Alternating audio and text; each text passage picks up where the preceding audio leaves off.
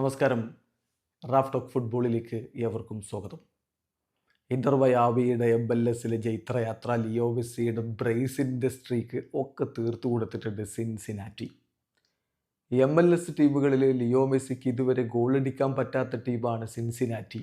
അങ്ങനെയെങ്കിൽ അത് മെസ്സിക്ക് ഒരു മോട്ടിവേഷൻ ആകും, അദ്ദേഹം ഗോളടി തുടരുമെന്നാണ് പ്രതീക്ഷിക്കുന്നതെന്ന് ഈ കളിക്ക് മുന്നോടിയായിട്ട് പ്രീ മാച്ച് പ്രസ് കോൺഫറൻസിൽ ഹാവിയർ മഷറാനോ പറഞ്ഞിരുന്നു. പക്ഷേ അതൊന്നും നടത്താൻ സിൻസിനാറ്റി സമ്മതിച്ചില്ല എന്നും മാത്രമല്ല, ഇന്റർ മയാമിയുടെ വലയിലേക്ക് 3 ഗോളുകൾ അടിച്ചു കയറ്റുകയും ചെയ്തു.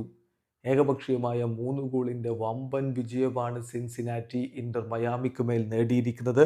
അവർക്ക് വേണ്ടി വലൻസുവാല ഒരു ഗോൾ അടിച്ചപ്പോൾ ഇവാൻഡർ ഇരട്ട ഗോളുകളാണ് കണ്ടെത്തിയത്.